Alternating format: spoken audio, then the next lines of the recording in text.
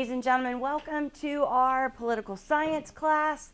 And we are working on our introduction to the court system. So this is your last module before our final exam in 2 weeks. Are you ready? Yeah. All right, my name is Paige Wesson, and we are currently working on a courts diagram because you need to know the courts for not just the national system, but also the state system.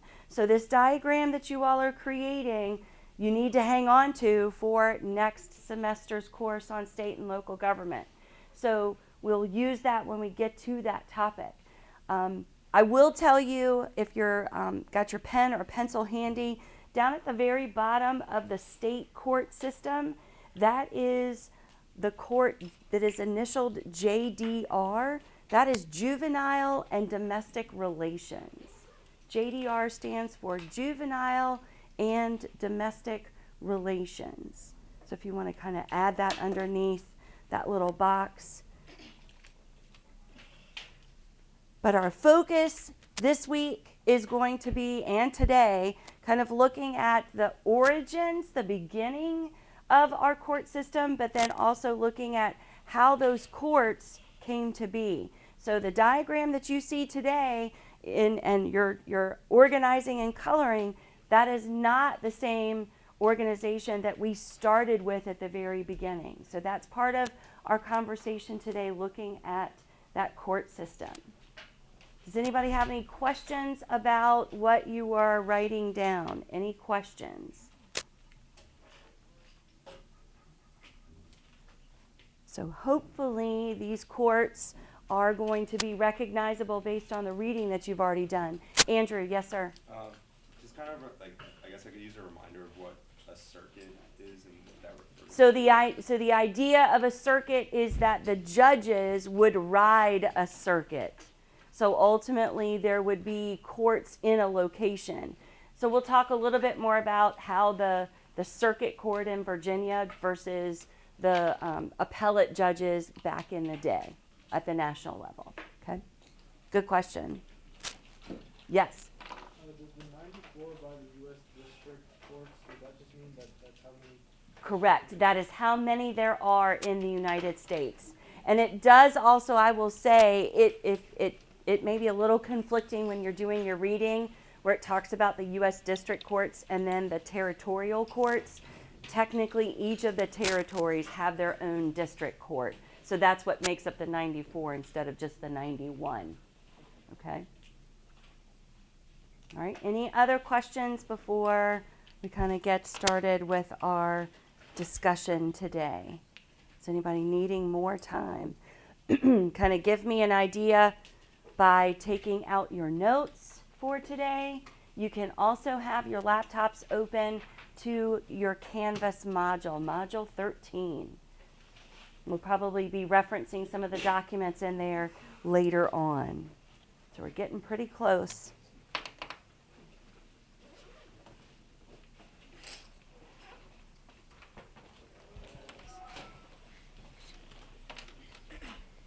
going to let you all have.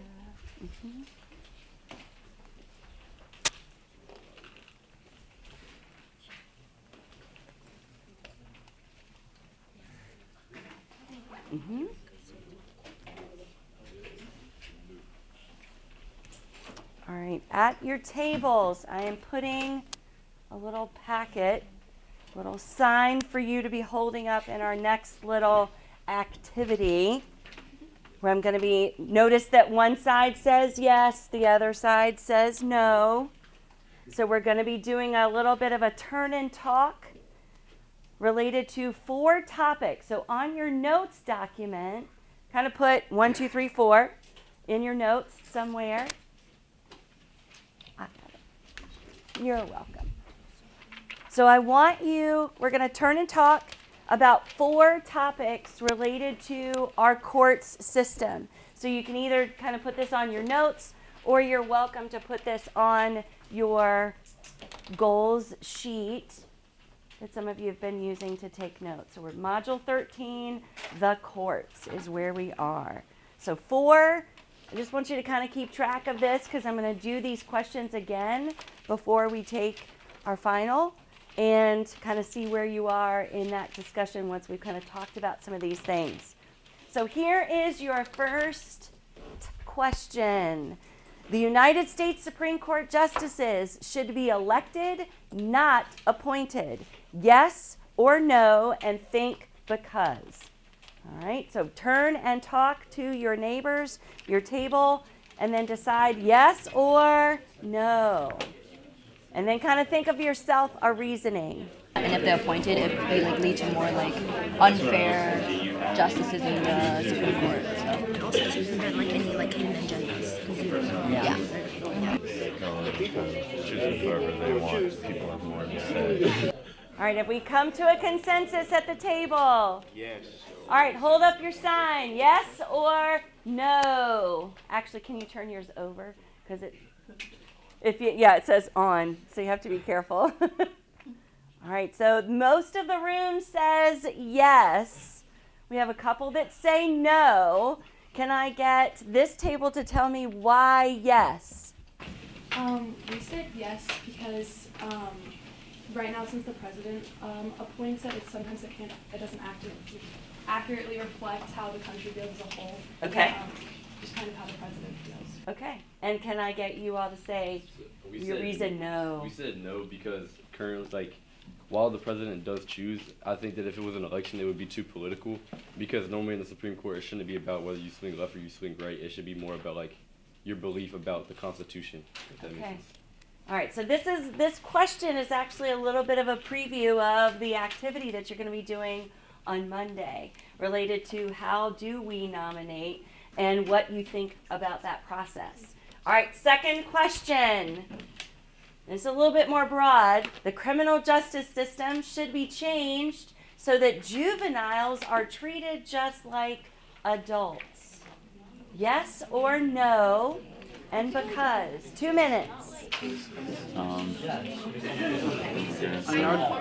I mean, it would probably depend on what the crime is, but I would say in large part, no. The crimes and also like the age that they're at, because I think, like obviously, I feel like a 10-year-old is a lot different than a 16-year-old making an action. So, and I think it's the like severity of the crime. I think too would probably affect that.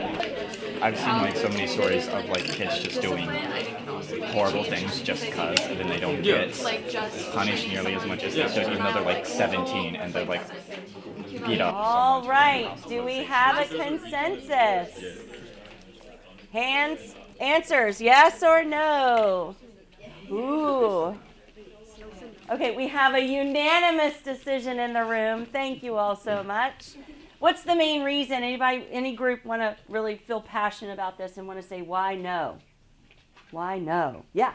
I feel like it's pretty obvious, like kids and just like children in general don't have developed brains yet, so you can't try them as an adult because half of what they do they haven't really thought about. Exactly. So this is where your psych class really comes in handy, talking about some of these characteristics related to government.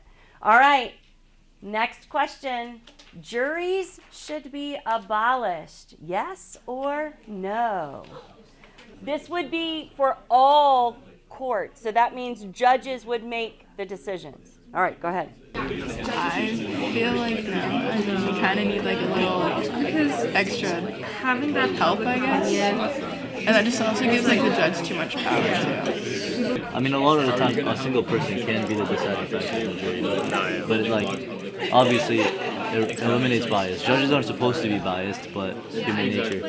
I think because, you just need that unbiased perspective to help make a decision that's fair for the person on trial. Yeah. Ooh, a little bit of dissension in the room. All right, so most of you said no, so I'm going to start with, why'd y'all say yes? It's not yours, isn't it? Oh, it's just it. I said yes because I feel like it's the judge's responsibility to come to a decision, and I feel like juries was a thing of the past when there wasn't enough like judges, people that were educated in the field. So with juries nowadays, I feel like we have plenty of people like majoring in law and really educated in that field, and juries are unnecessary. Okay. All right. What's my Oh, okay, I had another no. Oh, no. Oh, you had a yes. Okay, good. Yeah. I was gonna go against what Abram said. Okay. Because I feel like jurors, like, balance the power of the judge, and instead of putting all the power and decision making into one person, it spreads it between multiple people. Better discussion. Yes, ma'am. I also feel like we forget that judges are human, so they make error and they have bias. And with the jury being able to counteract their power, they're able to like make it more fair for the person like being acted on. You know what I mean? Yeah, I do. I understand. Yeah. Last one. I agree with that. I think our country is built on an idea that the people are the ones that run it. So having the building blocks of it to the courts not being built by the people, it doesn't make sense in my opinion. Okay. All right. Good job. All right. Last question. Let's see where we are. If one of the amendments in the Bill of Rights that could be interpreted more than one way is, so which one do you think could be interpreted more than one way? So that I went ahead and did your cheat sheet right there. So you've got your amendments. Sorry, back of the room, but you've got some back there as well. There's a little bit of a discussion of the amendments in the bottom right corner. So if one of them could be interpreted more than one way, which one do you think, and think why? Freedom of speech. They need the freedom. Yeah, that could be interpreted because they could be like, oh, I'm just expressing myself. Yeah, but they could also be like saying. But isn't like threatening someone? Inciting, like. Yeah. And isn't it illegal to threaten someone? Isn't it illegal to threaten someone? But it's technically you could just say it's like what do you mean with your original? But it could be freedom of speech, you know? Right. It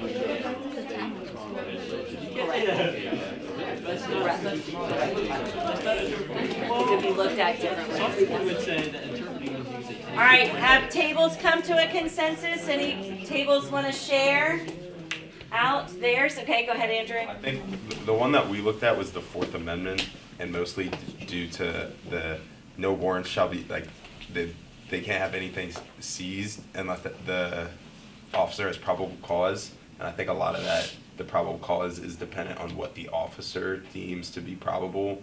So that kind of where it leaves it up for interpretation. Okay. All right. Any other group want to feel very okay? Go ahead. Oh, that Sajal first. Okay. Oh, okay. Good. Okay. We're going to talk about the Eighth Amendment, which is about cruel and unusual punishments, because like that's a very vague definition. How do you define something as cruel? Because like stuff like what's it called when people are put in like those small rooms? Isolation. Yeah, it's like that could be called cruel and unusual, but that still happens. Right. Any other group? Table? Feel really passionate about? So I will share and remind you that, obviously we talked about the civil liberties, specifically the first 10 amendments. That was, a whole week's discussion, on that particular topic. And we've kind of included the other amendments in the process. But I'm not surprised that you're kind of sticking with the civil liberties ones, because those feel like they're the ones that have multiple interpretations because of how the government initially started the conversation of what those amendments were for, and then later with the 14th Amendment, that additional representation of what it intended when we add that feature of equal before the law, and what does that mean, okay? In kind of a little extension to Andrew's conversation, I do want to mention and remind that, when we get back from our winter break and to kind of kick off our second semester course looking at state and local government, I will be inviting the SROs in so that you all can have that discussion on those civil liberties as you're working on your So You're 18 document. So that will kind of allow you the opportunity to ask those questions. How do they look at reasonable articulate suspicion before they enact a search? And what role do they play with that, okay? But that is part of the court process. So, understand that when we're looking at our judges, we're looking at our juries, there are very specific roles that they have to play. So I'm hoping that we'll kind of get to that conversation a little bit later. Thank you all so much for joining our lesson today. This is ACA Period 2, and we hope you enjoyed our lesson on the courts today. Go Tigers!